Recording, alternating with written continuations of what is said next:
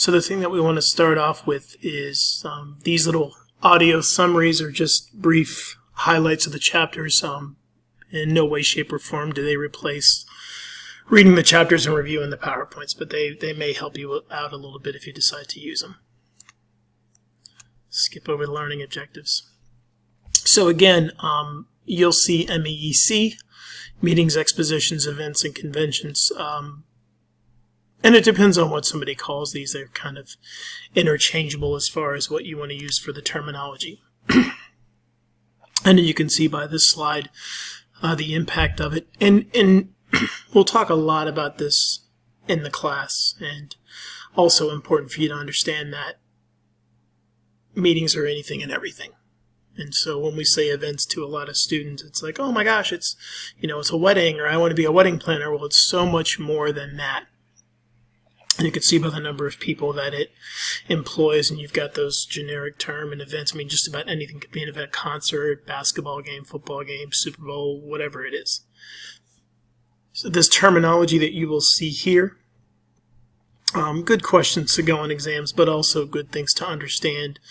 And any of you that have ever been to a meeting for your job, I'm sure you've seen that second one, breakout sessions, quite a bit. But we'll talk more in detail about those later on in the semester.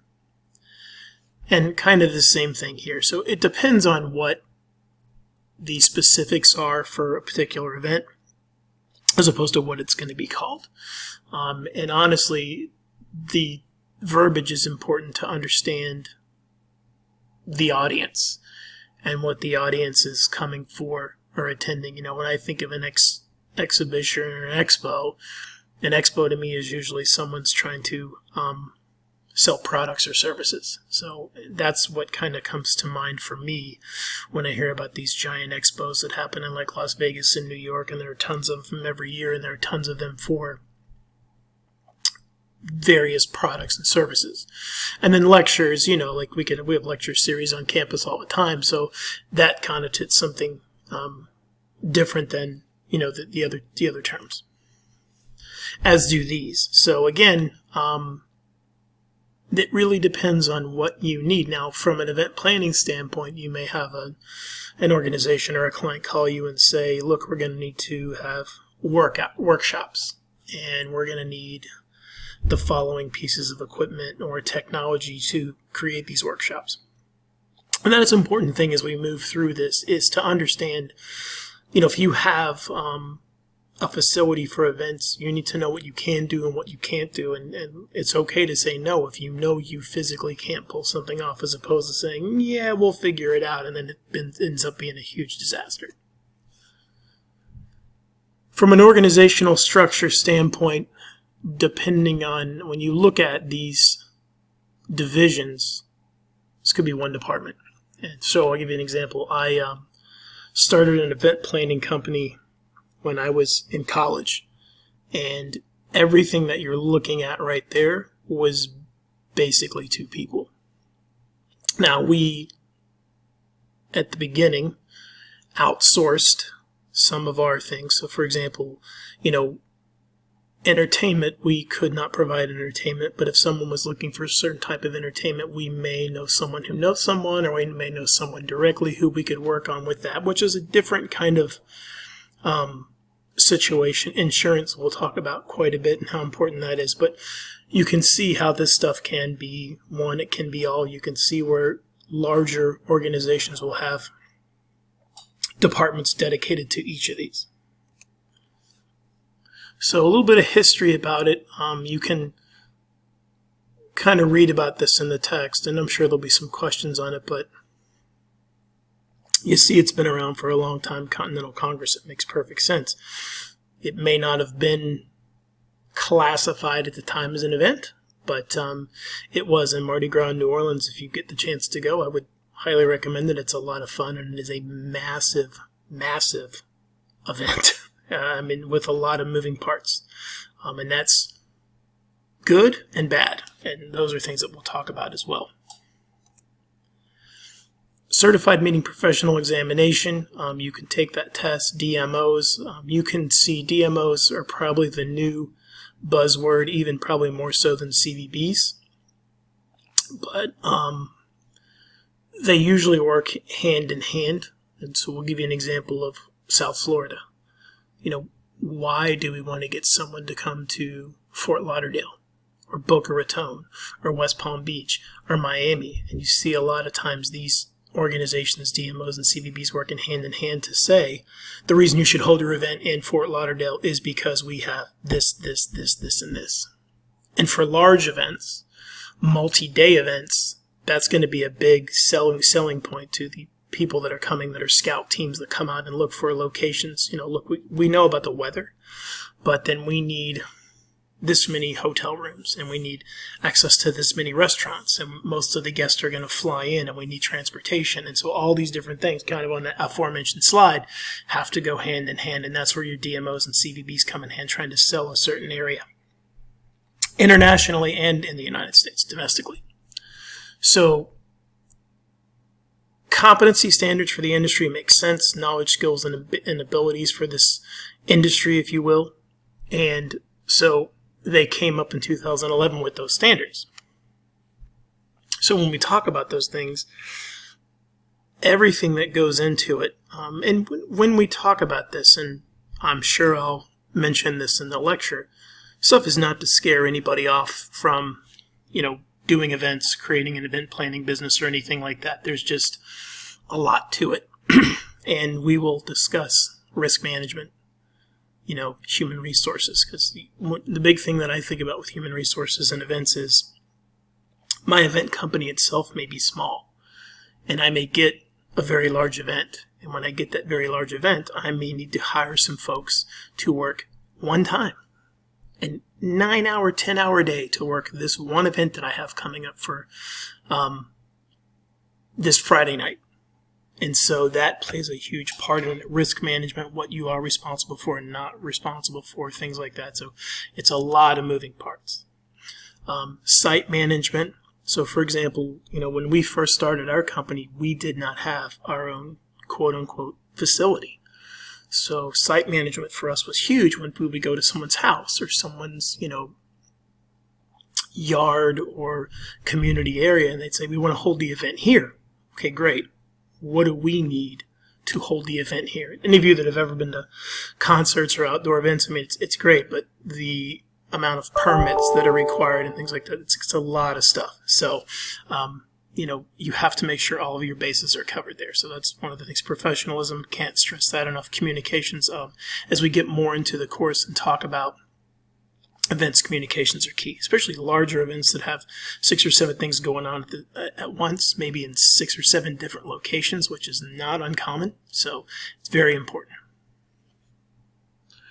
Common standards, again, associations, meeting and event professionals, again. So when you hear about all these different meeting organizations, that's what we're talking about, and we want this consistency for this. So there has to be some pattern that's involved. Excuse me. And then accepted practices exchange. So, and this all sounds like common sense stuff, and honestly it is, but it didn't exist that long ago. So when you have the apex, again, what are we looking at? These are the kinds of things that we want to look. Duplication of effort is something that honestly you don't want to have in the meetings and events segment. And because it wastes time and it wastes money. And like I said, the professional employees are, my staff, I expect them to be able to answer 90% of the questions without ever coming to find me during the event itself. So again, Professional Convention Management Association, and this is not to say that you have to join all these, or you have to understand all of this and be a part of all of it. I think it's probably a good idea for you to be a part of a meeting planning event industry organization in your area, just for networking and to make sure that you are, you don't want to step on people's toes. You're all out there after the same business, and there's no reason you can't get along. So from that standpoint, you could be very unethical, and it's probably going to end up biting you if you do.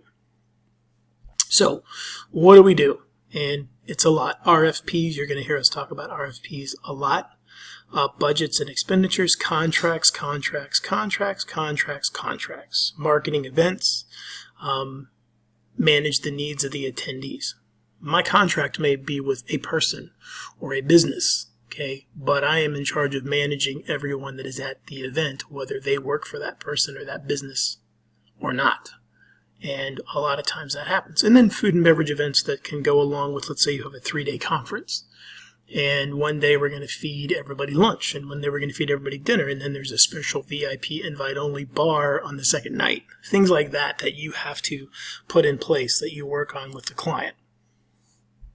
Careers. So that first one, again, not trying to dissuade anybody from doing it, but you work up to that.